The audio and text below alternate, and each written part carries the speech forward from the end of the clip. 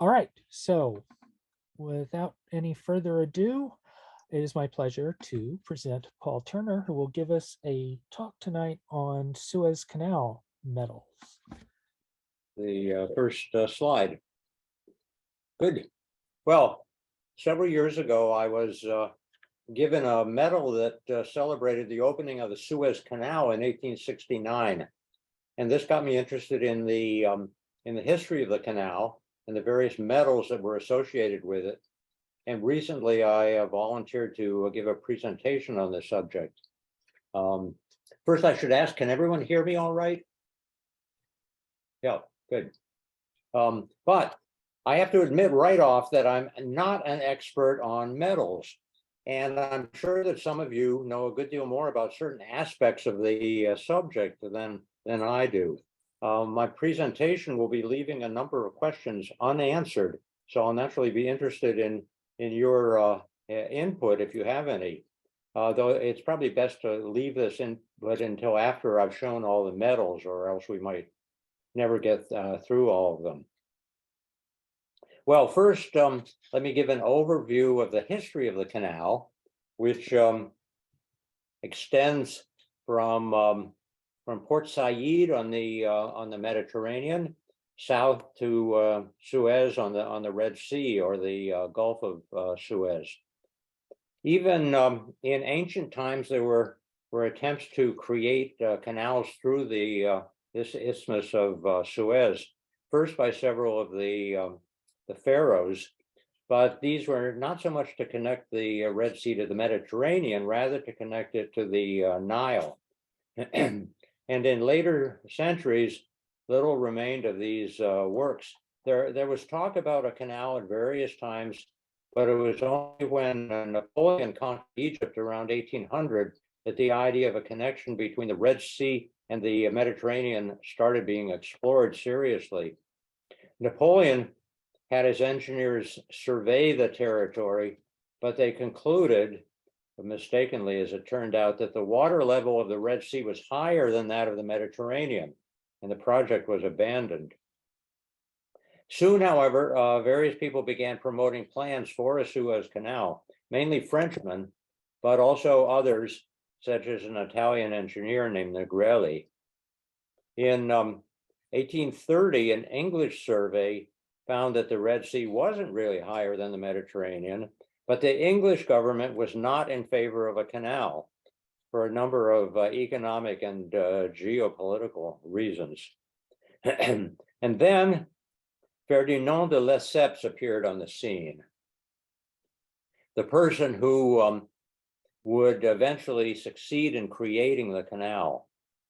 Here we see portraits of him in his youth and middle age, and one of the many caricatures or drawings of him that appeared in the press once he became an international celebrity. This one was in a French magazine in 1862 as work on the canal was getting underway. And as I was putting this talk together, it occurred to me to mention as a kind of aside that this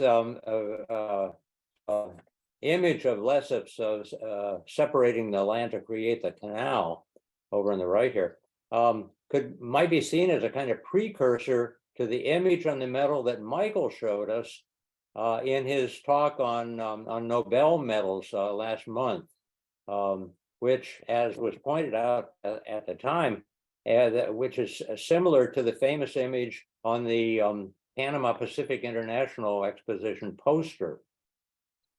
So I thought I'd just mention that. I already had this image of de Lesseps, but then this connection occurred to me.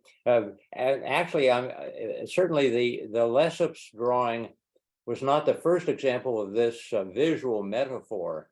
In fact, I think it probably goes back to one of the ancient versions of the labors of Hercules, in which Hercules separated the Atlas Mountains to form the opening from the Mediterranean to the Atlantic, creating the so-called Pillars of Hercules. And I think that this probably was what the artist of that Lesseps drawing had in mind. And then also, of course, we reminds us of images of Samson destroying the Philistine temple. So there's a long and interesting history to this this iconography that we see in this drawing of Lesseps. But to get back to our story of the Suez Canal, sorry for that little digression. Ferdinand de Lesseps was not an engineer. Let's see him again. As many of the other canal promoters were, but rather he was a French diplomat and a member of a minor aristocratic family in France who had a dynamic personality and considerable management skills, and also the right background for this particular project of the canal. His father, who was also a diplomat, had been the French consul in Egypt, and from an early age, Ferdinand had become familiar with Egypt and with plans for a canal. In 1832, he himself was named the French vice consul to Egypt while he was still in his 30s, and then he was named consul general as his father had been, and he greatly impressed the ruler of Egypt, who was a man named Muhammad Ali Pasha. Ali Pasha, by the way, was technically just the viceroy of Egypt under the Sultan of the Ottoman Empire, but in fact he had almost total control of Egypt, and even arranged for family members to succeed him.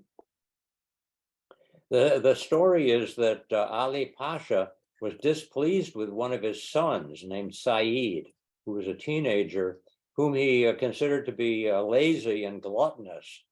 And he asked the energetic young French consul to spend time with Said and to encourage him to be more athletic and disciplined. As it happened, Said came to almost to idolize Lesseps. They became good friends, and they kept in touch even after Lesseps returned to Europe and assumed other diplomatic positions. And their friendship turned out to be extremely fortuitous for Lesseps.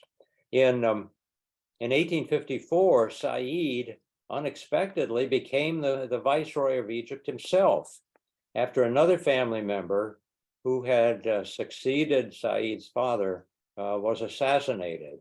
And here's Said. It looks like he was still maybe a bit of a glutton. Lesseps had already been promoting plans for a Suez Canal, and this was a breakthrough for him, of course. He was invited back to Egypt by Said. They began discussing the project, and Said created a very generous concession for Lesseps, which put him in charge of the whole project.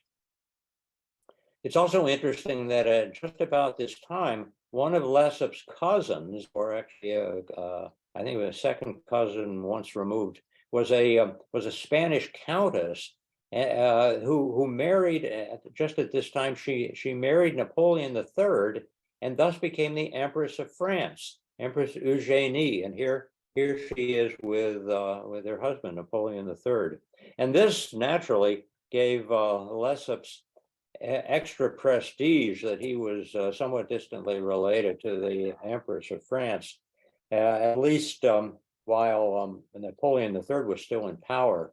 That is until the disastrous Franco-Prussian War of 1871. Well, once he got the concession for the canal project, Lesseps got to work on a host of challenges: financial, technical, engineering problems, and especially diplomatic, since the principal European powers plus the Ottoman Empire had to be cooperative with the project, or at least not so uncooperative as to sabotage the project, which the English, for example, did try to do. The English were really opposed pretty much to the project of the canal, and that was for these geopolitical reasons, which I won't go into. As stipulated in the concession, Lesseps convened what was called an International Commission for the Piercing of the Isthmus of Suez, consisting of 13 experts from 7 countries, to examine the existing proposals for a canal and advise on the best plan and route for it. In 1856, they produced a detailed report, and 2 years later, the Suez Canal Company was created, called the Universal Company of the Maritime Canal of Suez. Shares in the company were promoted internationally, and they were purchased especially in France, partly due to the involvement of the French branch of the Rothschild Bank. And work began in 1859, starting at the northern end of the Mediterranean. Here are some of the dredging operations. This part was generally flat, this northern part of the area, but later work had to go through some high country, which naturally was a little more difficult. By the way, I might mention that there were no needs for locks on the canal, mainly because this fact that the sea level was about the same at both ends, and there wasn't any really high mountainous country or anything like that on the isthmus. Well, a serious problem developed when Said Pasha died in 1863 at the age of only 41. And he was succeeded by Ismail Pasha, another relative, who disapproved of the concessions that had been created for the project. And he demanded changes in the terms. And here he is. The British government used this opportunity to make its own objections, including an opposition to the use of forced labor, which was the traditional Egyptian practice for government construction projects. Work was stopped, and Lesseps had to accept a proposal for arbitration by an international commission overseen by the French emperor. In 1864, the commission came up with a resolution of the situation involving some changes to the original concession and the abolition of forced labor, which naturally increased the cost of the project, and work on the canal resumed. And the success of this arbitration was celebrated by a medal issued in both bronze and silvered bronze, which is the first medal associated with the Suez Canal, at least as far as I could find. The obverse shows Napoleon III, and it was designed by Eugène Oudinet. The name Oudinet is at the bottom of the medal there under the head. The reverse has the legend joining of the two seas, Jonction de deux Mers, with Canal de Suez below, and the date 1864 in Roman numerals, and I'll come back to that a little later. And it also says over on the right there that de Poli, fake it, F for fake it, for the medalist Alexis de Poli. Pictured is a goddess, apparently representing the canal, bringing together two female figures, one from Europe with a steamship behind her, the other in exotic garb, as you can see, with a pyramid and a sphinx behind. And I recently came across another version of this medal, a somewhat smaller one, in which the reverse has the date in Arabic numerals rather than Roman numerals, and as well as some other differences on the back, which we could point out, perhaps, like the cornucopia up here is different, and there are lots of little details you can see that are different. And the obverse has, but it's also has the name of de Poli as the designer of the medal.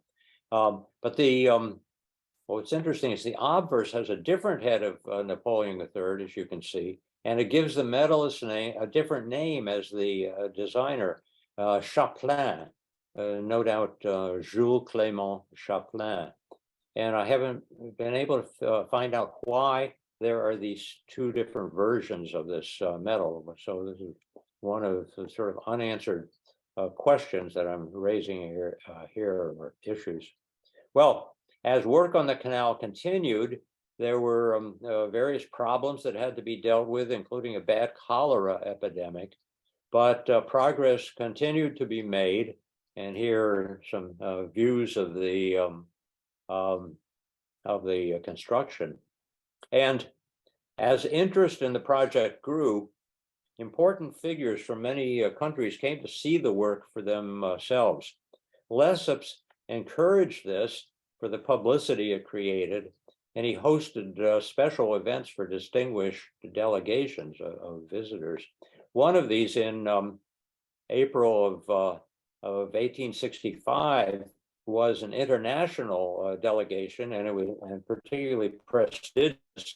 And the delegates had a medal struck for Lesseps, designed by Jean-Auguste Barre. The obverse portrays Lesseps, as you can see, with the inscription "To Ferdinand de Lesseps, the delegates of all the nations." It really means from. I assume this means from the delegates of all the nations. And on the reverse, you see that long list.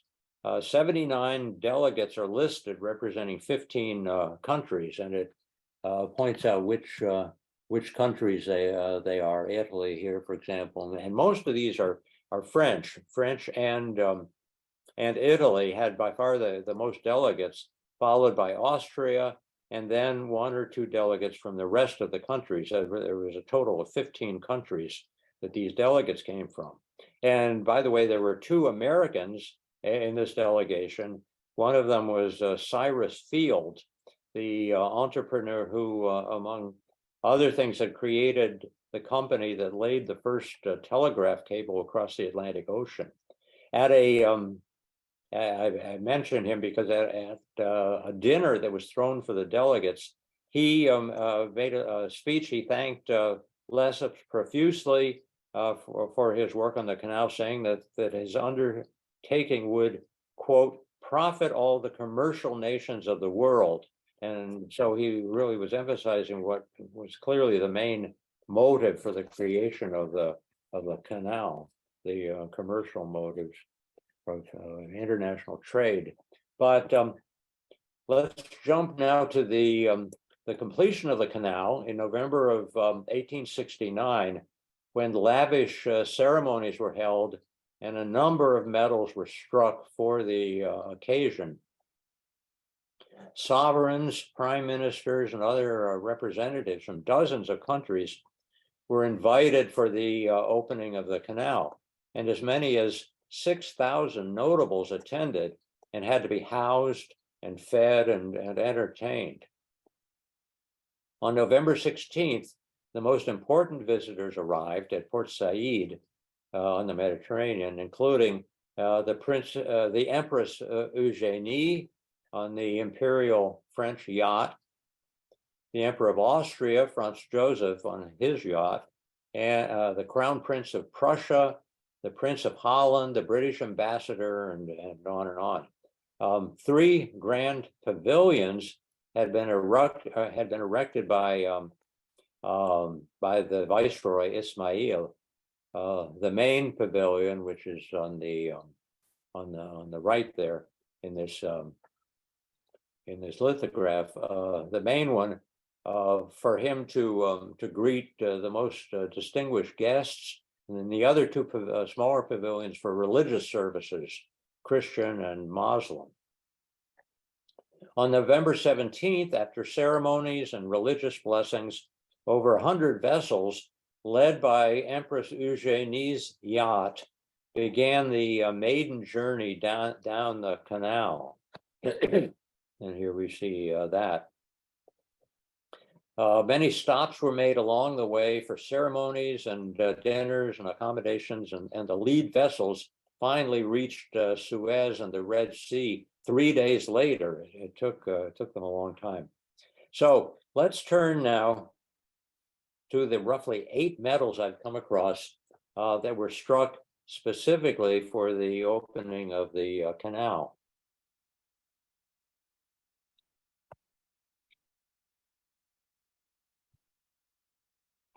Here we see a medal to commemorate the presence of the Austrian Emperor, Franz Joseph.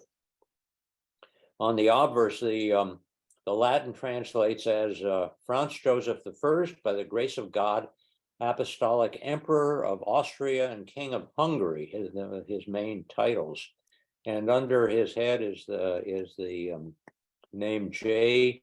Tautenhayn, which was the Austrian medalist Joseph Tautenhayn. On the reverse, there's an allegorical figure representing Egypt, I assume, sitting on a sphinx, with the pyramids on one side and a sailing ship on the other, and at the bottom an inscription that translates as the arrival of Augustus in Egypt for the opening of the Suez Canal, and the date 1869. The word Augustus puzzled me at first, but it was apparently one formal way of referring to Franz Joseph, going back, of course, to the first Roman emperor.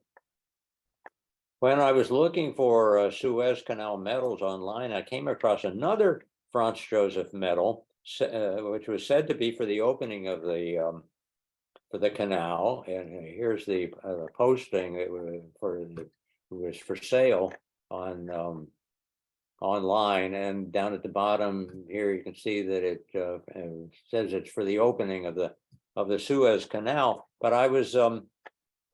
it didn't look quite right to me, for one thing, because the date on the reverse is November 9th, not November 17th, and the inscription on the reverse seemed to be about a holy sepulcher, not the Suez Canal. And then I found out that this medal actually commemorated Franz Joseph's visit to Jerusalem before he went to Egypt for the opening of the canal. So I guess it was sort of incorrectly represented as being a medal for the opening of the canal, or at least it's only indirectly a Suez Canal medal. Next, there are at least a couple of medals that were apparently produced by or for the Viceroy, Ismail Pasha. And here's one that says on one side, the right here, says, under the reign of Ismail Pasha, the Suez Canal was opened to navigation. And on the other side, there's an aerial view of the canal, as you can see, which is a simplified version of a view that we'll see on another medal. And around the rim, an inscription saying piercing of the Isthmus of Suez and inauguration of the canal, 17 November 1869. And at the top, Ferdinand de Lesseps, promoter. And in a circle there, you can see there are a series of heraldic shields, which I imagine are probably of the nations that were involved in the creation of the canal. I've only been able to identify a few of them. I haven't really tried very hard, but that's what I figure that probably is. But again, I may be wrong about that. At the bottom of that side, let's see, down here, it says a C. Trottin. So it was designed by the French medalist Charles Trottin. And there are said to be both bronze and white metal versions of the medal. And the size is 50 millimeters. On the reverse at the bottom, it says Maçonnet Éditeur down here. And I found that that Maçonnet was an éditeur de médaille in Paris. I hadn't heard that term before, but apparently éditeur de médaille means a publisher or producer of medals. Some of you may may know more about that than I do. However, I then found a different version of this medal that's in the Metropolitan Museum in New York, which has the same design on one side, the aerial view and the circle of heraldic shields and the name Trotin. But on the other side, there's the head of Victor Emmanuel, the king of Italy. And the inscription around it, as you can see there, it says Vittorio Emanuele, Due Re d'Italia. So now I'm puzzled really about who commissioned this medal and what its purpose was. Another kind of unanswered question I'm raising. By the way, Victor Emmanuel did not attend the canal opening. He may have intended to, but shortly before the event, he became seriously ill and was actually thought to be dying or possibly dying. And all of the Italian representatives who were already in Alexandria returned to Rome.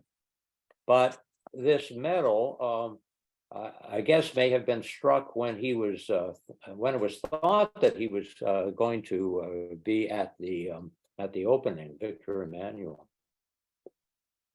Next, let's see a medal which was no doubt was produced by and for Ismail Pasha, with his image on the front, on the obverse in Arabic script around the rim, as you can see, and on the back, a bird's eye view of the canal and the words souvenir of the inauguration of the Suez Canal in the year 1869.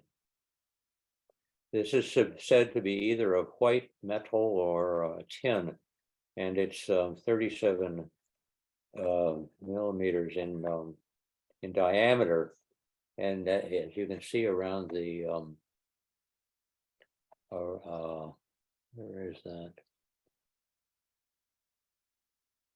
I have a note here in my notes that at the, around the bust it says, oh yeah, that's right. Viva Ismail Pasha, the Viceroy of Egypt. Then there's another medal which may also have been produced for the Viceroy to distribute, like the one we saw earlier, which had the Victor Emmanuel version. It was designed by Charles Trotin. His name is along the rim on the front. I think it's down here, and was produced in Paris, and it is bronze, but it's larger, 73 millimeters in diameter. On the reverse, the Viceroy is honored at the top with the words Ismail I inaugurates on the 17th of November 1869 the canal whose execution he protected, protégé, or maybe whose execution he oversaw, might be the best translation. But in the center, the Empress Eugénie is honored in this inscription here. It says, Her Majesty, the Empress of France, is attending this solemn occasion. So I'm thinking that the medal may have been produced for the Viceroy to present to the Empress at the opening ceremony. And there's some other interesting things going on in this medal. At the bottom on the reverse, down here, is a nod to Ismail's predecessor, Said, but perhaps with a touch of criticism of the overly generous terms he provided for lesseps. It says, quote, on November 30th, 1855, the Suez Canal was conceded by Viceroy Said Pasha to Ferdinand de Lesseps. On the obverse, Lesseps is pictured, as you can see, in an oval portrait at the top there, flanked by scenes of Egypt and the Mediterranean and the construction of the canal. And in a strip in the center, there's a map of the canal, as you can see. And at the bottom, there's an interesting inscription. It says, the Suez Canal, constructed by Ferdinand de Lesseps, is opened to universal navigation on, and then the date, November 17th, 1869. Emperor Napoleon III is reigning in France. Emperor Abdulaziz is reigning in Turkey. Well, this is the only reference on any of the medals I've seen to Abdulaziz, the Ottoman Sultan. And it's interesting because the Viceroy and the Sultan were actually on the outs at this time.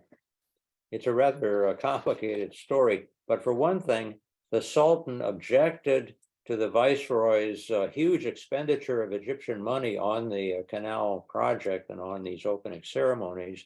And Ismail, the Viceroy, did not even invite the Sultan to the opening ceremonies, probably because he would have had to acknowledge that he was subject to the Sultan as his viceroy, rather than fully ruler of Egypt, as he liked to portray himself. So, so there was this tension or conflict between these two men, and it's but he's given the nod here. The Sultan is given the nod on this particular medal. So I don't know exactly what this medal is about, who produced it, and for what motives, but it's intriguing, I think, especially because of all of these inscriptions. Well, next is the medal that I happen to have. It's 50 millimeters in diameter, and the color is a whitish or silverish gray. The blue tint in this photo is not quite accurate. Other examples of it that I've found online are described variously as being of white metal or tin or pewter or aluminum. So I don't really know what the material is of this metal I have. At the end of the talk, I can hold it up, and perhaps one of you may have an idea or might know what material it is. I'd be interested in knowing. Well, the obverse has the head of Lesseps, as you can see, above which is the legend Aperire terram gentibus, which is Latin for to open the land to the peoples or to the nations, which was Lesseps' favorite motto for the canal project. Under his head is the name A. Rastelli, down under here, under the bust, and which is presumably Angelo Rastelli, who was a medalist in Turin at this time. The reverse has a remarkably detailed aerial or bird's eye view of the canal, and above it the words inauguration of the Suez Canal, and below the date, as you can see, with to the left of the date, it's hard to see here, but it's right under this projection right down here. It says A. Rastelli F. Verfeket Turin. One question is, who produced the medal and for what purpose? The fact that it was designed by an Italian medalist might suggest that it was commissioned by one or more of the canal's Italian promoters to present to Lesseps, but that's just a guess.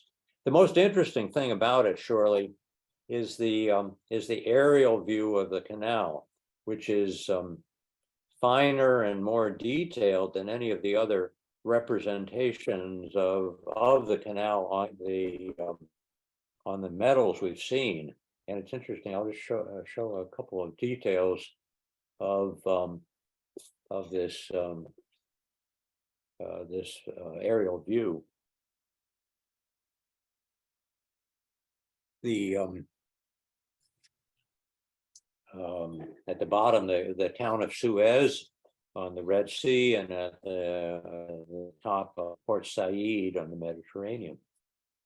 Well, finally, there are two rather similar medals designed by Oscar Roti. they have the same inscriptions on both sides. On the reverse around the rim, it says Universal Company of the Suez Maritime Canal, and inside there it says on November 17th, 1869, the Maritime Canal was open to large-scale navigation, and around the rim on the obverse is a somewhat puzzling phrase, which literally translates as French savings, l'épargne française, prepare the peace of the world. But the word épargne here probably means like economy. So even the standard meaning of the word is savings, but it could mean economy. So it would mean something like the French economy, or maybe the French capital prepares for or contributes to world peace. But the question is, who or what organization would commission a medal with this inscription? The canal company itself was supposed to be universal, that was in its title, and it represented all these different countries involved. So it probably would not have emphasized the role of one particular country. Perhaps the medal was commissioned by a French government agency or a syndicate. And then there's the question of why there are these two versions of it. The image on the obverse shows two female figures, as you can see, one seated holding a torch, the other standing holding a round object, which has been called either a lamp or a globe. The scene is reversed in the two medals, as you can see, but not exactly. There are a lot of little differences, which we could point out. This side, there's a wheel on this side next to the standing woman. Here it's an anvil. Oh, also it's interesting that under the anvil is the word labor. So that might suggest something about the meaning of the inscription around there, and what that inscription means. On the reverse of one of these medals, the one at the top here, there's a plaque or cartouche surrounded by oak leaves with the pyramids and the Sphinx below. And the plaque was intended for names to be inscribed in it, and I came across a couple that show the inscription. Here it's crossed out, and I assume that just was done because there was no name being put on that one. But there are examples of ones that do have the name, and here's one. The inscription in this one it's inscribed to an Englishman who's called an administrateur, perhaps an officer in the Suez Canal Company. So this could explain why there are two versions of the medal, one of them to be used as these presentation medals, but that would not explain the different images on the front. So this is another kind of puzzle. By the way, Michael has a copy of the medal shown at the bottom here. He told me about this as I was putting my talk together. So this might be a point for me to ask you, Michael, if you'd like to say anything about this medal. Are you there, Michael? Do you want to? Yeah, I don't. There's not much I can say about it other than it's one of Oscar Roti's early medals, 1869. He, most of the medals that I have from him are much later. So it's an early effort by him. Yeah. I'm trying to remember, and I was just trying to look it up on my phone, but I think there is something written about this medal somewhere about who commissioned it, but I don't remember off the top of my head. I'll keep on looking. Do you have any idea why there would be these two different versions of it and the two different images on the obverse? No, other than just economy, they liked it, and so they used it again for a different purpose. Yeah. Well, there are, so I've shown now all the metals for the related to the opening of the canal. There are some other things we could examine. For example, and I'll just show a couple more things. For example, tokens that were used during the construction of the canal and then later during its maintenance. And here we see one from 1865 up at the top and one from 1892. And also later metals, which were produced for one reason or another related to the canal. And here's some examples of them. On the upper left here, a medal struck in 1930 when a monument was erected to commemorate the defense of the canal during the First World War. And on the upper right, a medal in 1955 for the 150th anniversary of Lessep's birth. On the lower left, one of the many small medals given to veterans of the brief war called the Suez Crisis of 1956. Medal struck by the various countries involved, mainly Egypt, Britain, and France. And then on the lower right, a medal commemorating the clearance of the canal following this war. But for this talk, I figured it was enough just to focus on the metals associated with the opening of the canal, a subject certainly large enough that I still could only just summarize it. And so I thank you for listening to the talk. And now, so now I'm wondering if any of you have observations, perhaps about any of the unanswered questions that I raised during the talk, and I can easily go back to any of the metals if any of you want to ask questions or make observations about any of the metals, or make corrections to points that I may have been incorrect about. So I turn it over to you folks now. Paul, this is Mike. I have a question about the metal that you own. Can you go back Sure. to that image? Here. Yeah, I think that's a really beautiful metal. On the obverse, I don't think I've ever seen a Latin phrase that is ended with an exclamation point. Is that kind of hyperbolic? Have you ever seen that before? That's interesting. Yeah, I didn't really think about that. I noticed it, but yeah, that is. I don't know. I have to. I really don't know how unusual that was. But you say you've never seen an exclamation point after. Of course, A Roman phrase. I can't think of one. Well, I mean, certainly not in antiquity, but whether it was done in the 19th century, that would be an interesting question. That I don't know. No, it's interesting. Okay, thank you. It's just an observation that jumped. Sure, no, yeah, thanks. Sure. And since you're showing this now, maybe I can ask: do any of you have any idea what material this is? What kind of metal it is? I'd like to take that. It looks aluminum. Did you weigh it? It's not aluminum. I did weigh it. It was, and it's as I said, 50 millimeters in diameter. The weight is 43.9 grams, which is relatively light, I think, because I have another metal that's the same diameter, that's bronze, which is a good deal heavier. It's not aluminum, Paul.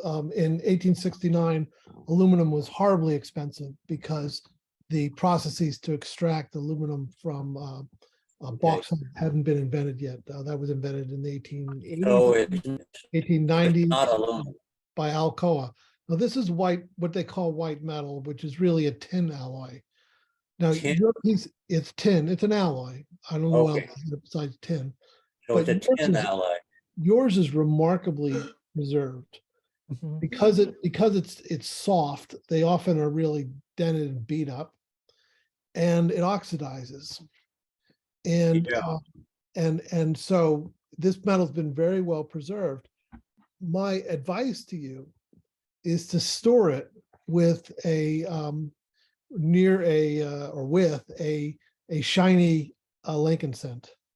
And the reason for that is that the copper in the cent is more reactive with the pollutants in the atmosphere that cause the corrosion.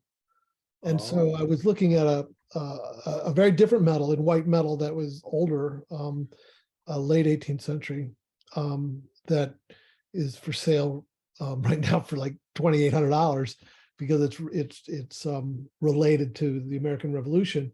But that metal, they actually put a little plug in it of copper. Really? And even though the metal is over 230 years old, it looks, nice like this one. This one doesn't have that little copper thing in it, but if you keep it with a nice shiny penny, it should stay. Should the shiny penny, should the penny be right I next to or wouldn't put it on it, but I mean, like, in the same box or something. in the same box? Yeah, right, not actually on it. Yeah. The well, you mentioned that this oxidizes easily. This area of the head of Lesseps, is that oxidation where it's Yeah, that's some of darker the there? corrosion, and you probably this was I'm just speculating, but I'm going to say that it might have been in a cabinet, wooden collector's cabinet, Yeah. and the obverse would have been facing up, and so that would have been exposed to the air, and the reverse would have been down on the felt. Yes. But the Yeah. nice thing about this is that what happens in these cabinets is they get what they call cabinet rub. You pull the trays in and out a lot, and there'll be some, over 100 years, there could be some wear on the reverse, but this one has only minimal wear, maybe on that very highest mountain on the That's right. the canal. And Yeah. that could be cabinet friction. Yeah, good. Yeah, I love this aerial view on the back. I mean, the details are really so remarkable. Well, thanks a lot. So it's white metal, which is a tin alloy. Tin alloy. Yeah, Yeah. and it varies. Yeah. I can look up more details on that. Yeah, good. Well, thanks for your advice about preserving it. Any other questions? I can go back to any of these metals. Does anyone else have any comments or? How long does it take to traverse the canal? How long So does if it? there's a normally- ship stuck in it.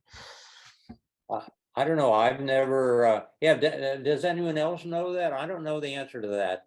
It certainly doesn't take 3 days the way the original party did, because they were stopping everywhere and having all these ceremonies. Does anyone know how long it takes? It's 120 miles long. I looked up during your talk. Good, Which thank is- you. More than twice as long as the Panama Canal, which is about 49 miles long. Uh-huh, yeah, but this does not have locks. So, yeah, Google says it's 12 to 16 hours. thank you. That was quick answer. Quick research. Yeah, any other comments? I got sort of a non-metal question for you, Paul. Back on your caricature, which I think was the second slide you had, showing the no, back a little, this one. On the right caricature where he's holding the canal apart, on the top left, it's got a picture of a crow with a pair of spectacles. Usually that's a indication of somebody that's a critic. Any idea who that is? Oh God, yeah, I saw that when I found this image. That may, yeah, and I've seen that before on other 19th century French lithographs like this. Also, there's this kind of weird portrayal of a grinning sphinx down here. It may have been. It may have had something. It may have been an emblem, for example, for the caricaturist who was someone named Carjat. Etienne Carjat was the artist here. But I don't know. I noticed that too, and I wondered what that was about.